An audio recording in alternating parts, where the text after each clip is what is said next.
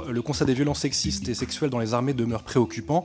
Nous l'avons abordé à plusieurs reprises ici et j'y reviendrai également parce qu'il interroge en creux la condition militaire objet de ce cycle. Les signalements ont augmenté de 44% entre 2023 et 2024. La parole s'est libérée par divers canaux, notamment via les réseaux sociaux, confirmant le caractère systémique de ces VSS, en ce sens que les armées n'évoluent pas en dehors de la société, quand bien même elles forment un microcosme relativement autonome et coupé d'une société déjà structurellement affligée par des modes de domination transversaux, notamment la domination masculine, qui rend possible et perpétue ces VSS. Des cas emblématiques ont été relayés par la presse nationale. Les victimes ont témoigné de leur mise à l'écart par l'institution, en particulier lorsqu'elles sont contraintes de quitter les armées après avoir dénoncé des faits de violence. Les chiffres du ministère sont parlants. 41% des victimes sont réformées à l'issue d'un arrêt maladie, ce qui interroge directement la capacité de l'institution à protéger celles et ceux qui se risquent à briser le mur du silence. Malgré les plans successifs, la régénération de la cellule Thémis et les louables et bonnes intentions et prises de conscience, on est encore loin du compte en matière de prévention et d'accompagnement des victimes. Pour nous, il est clair qu'il faut muscler encore plus le plan de lutte contre les VSS. J'en viens à mes questions. Lors de votre précédente audition, vous aviez indiqué qu'une mission d'enquête sur les VSS dans les lycées, écoles et grandes écoles relevant du ministère des Armées avait été lancée en octobre 2024. Avec un rendu attendu en mars 2025, quelles sont les conclusions et les suites les plus concrètes? Je souhaite également vous interroger sur la montée en puissance des formateurs relais prévus par le plan de lutte contre les VSS. Un objectif de 2000 personnes formées a été défini.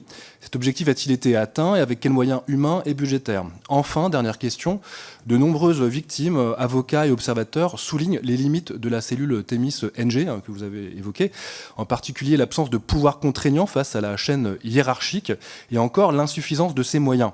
Nous avions fait voter un amendement au budget pour en augmenter les moyens, mais il a été rejeté plus tard en commission des finances, notamment avec les voix du RN, et c'est malheureux.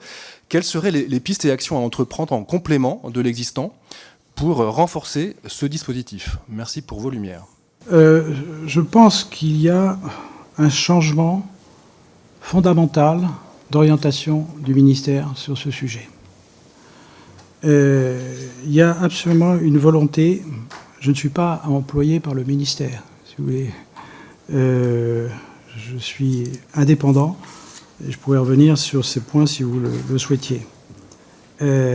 Si les choses se passaient mal, je le dirais.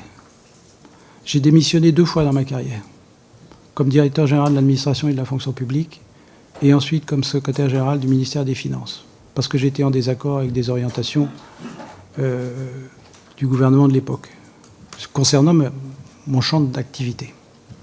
J'ai perdu 30% de ma rémunération à chaque fois.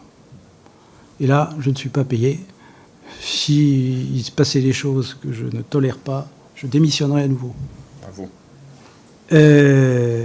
Mais je peux vous assurer dans les yeux que de la volonté constante du ministre, des chefs des grands subordonnés, de mener à bien cette politique. J'ai dit tout à l'heure que la cellule Thémis n'avait pas démérité, mais c'était son positionnement qui posait question.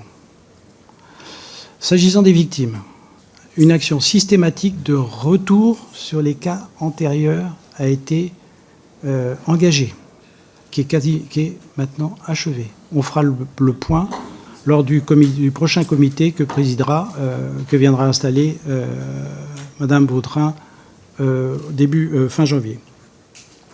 Les VSS en service. Il est vrai qu'on est passé de 226 en 2023 à 326 en 2024. Qu'est-ce que ça signifie? On peut considérer qu'il y a plus de VSS qu'avant. On peut aussi considérer que la parole se libère. Et c'est plutôt l'interprétation que nous avons. Peut-être trop optimiste, mais on verra in concreto. Sur les questions de formation, il y a eu un enjeu, un programme, une action majeure de formation de formateurs des premiers niveaux, puis au second niveau, par région militaire désormais. Donc l'action est vraiment systématique.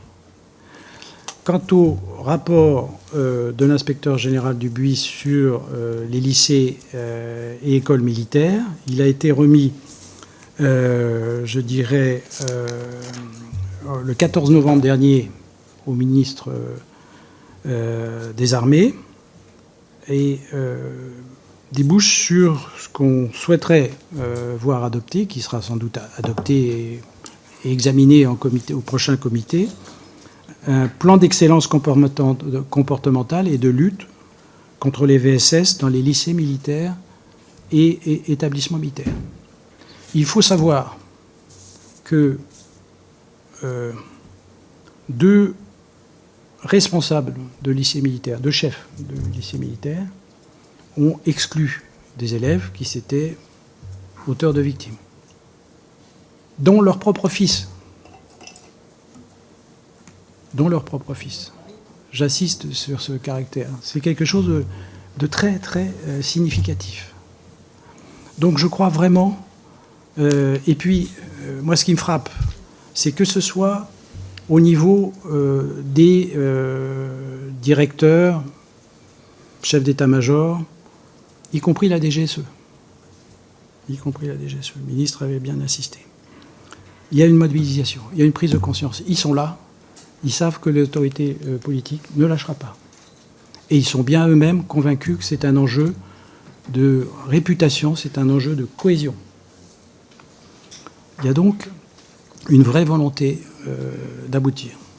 Et j'aurai grand plaisir à revenir devant votre commission après que nous ayons fait le bilan de l'année 2025 sous l'autorité de la ministre.